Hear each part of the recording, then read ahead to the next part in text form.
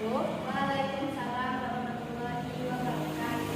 Baiklah anak-anak, pada kesempatan ini kita akan belajar tentang K5, yaitu tentang pembaruan Islam. Munculnya pembaruan Islam pada tahun 1800 sampai sekarang. Menurut Harun Nasution, terbagi menjadi 3, yaitu 1. Periode abad klasik tahun 650 sampai 1200 Masehi.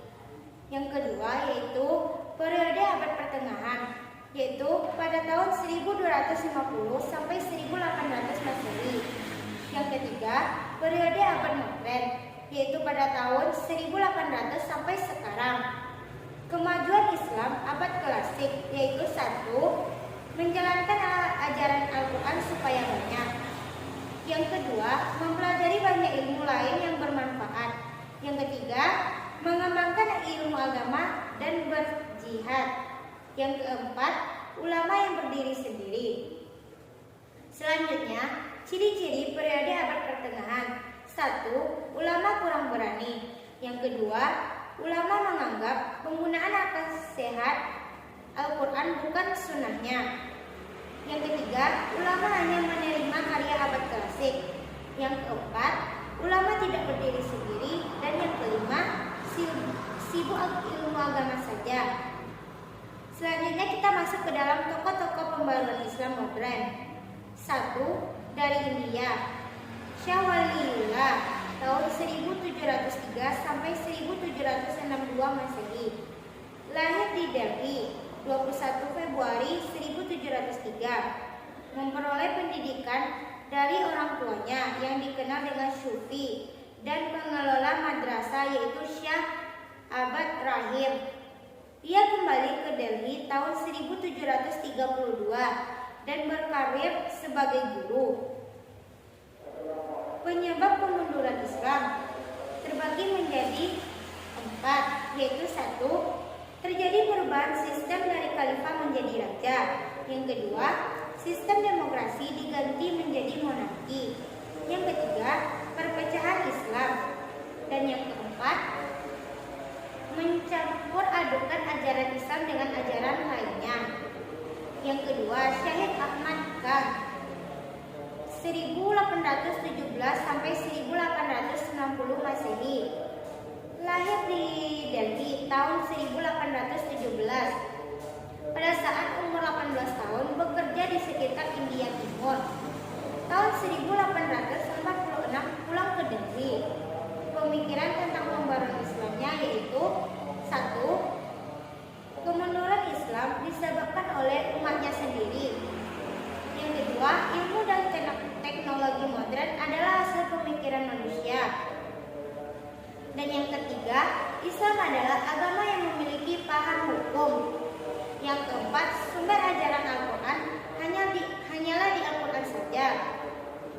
Yang kelima, umat Islam mencerminkan semangat berpikir.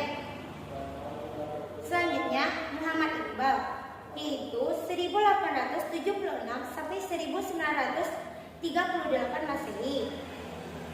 Berasal dari keluarga Punjab, India. Belajar di Lahore, bergelar magister. Pada tahun 1930, Iqbal dipilih menjadi presiden Liga Muslimin. Pemikirannya yaitu ijtihad mempunyai kedudukan penting dalam pembaruan Islam. Umat Islam perlu mengembangkan sikap dinamis. Yang ketiga, peruntuhan Islam karena kebuntuan. Yang keempat, rukun Islam tidak statis. Selanjutnya, dari Mesir, yaitu 1. Muhammad Ali Pasha tahun 1765 sampai 1849 Masehi. Lahir di Kuala, Yunani tahun 1765 dan meninggal di Mesir pada tahun 1849.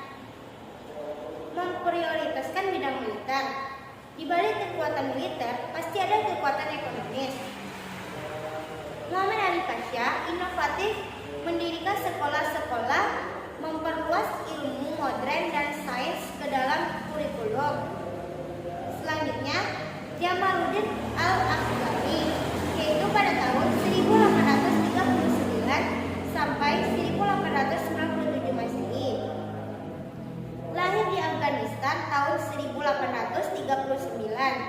meninggal di Istanbul pada tahun 1897.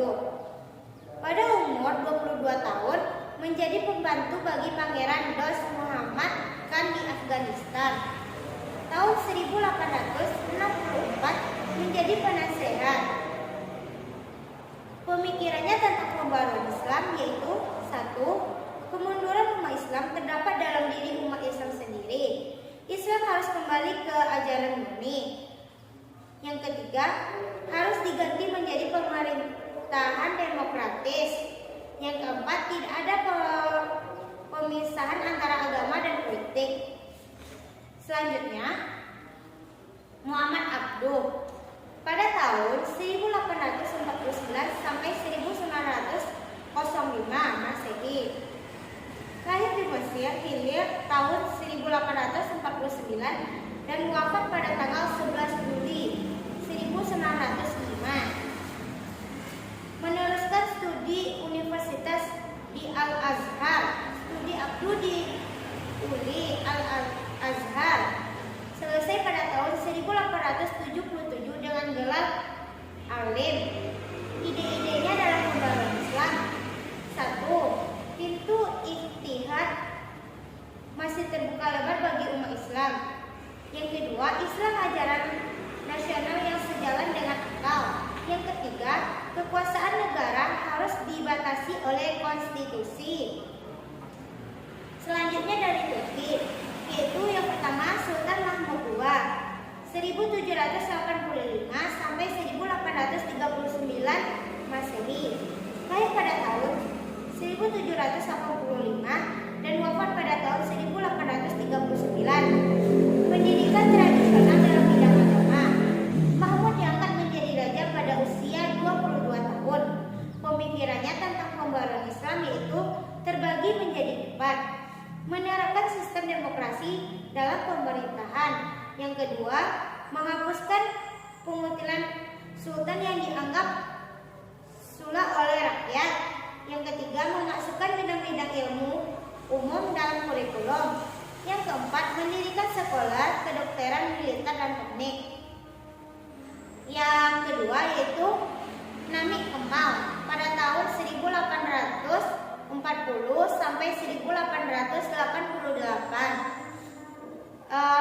Ia memiliki jiwa Islam yang baik. Sebab-sebab kemunduran Islam terbagi menjadi 5, yaitu kondisi ekonomi dan politik kerajaan Turki Utsmani tidak bersih. Rakyat punya hak politik yang harus dihormati. Pemerintah demokratis tidak bertentangan dengan Islam. Islam mengajukan al-maslahat dan al-ammah. Kepala negara dalam mengurus negara tidak boleh melanggar syariat Islam. Selanjutnya, pengaruh gerakan pembaruan terhadap perkembangan Islam di Indonesia. 5 gerakan besar pembaruannya yaitu: 1. Memberikan Islam di Indonesia dari pengaruh dan kebiasaan yang bukan Islam. Mereformulasi doktrin Islam dengan pandangan alam pikiran modern. Yang ketiga, mereformasi penafsiran terhadap ajaran dan kondisi pendidikan Islam. Yang keempat, mempertahankan Islam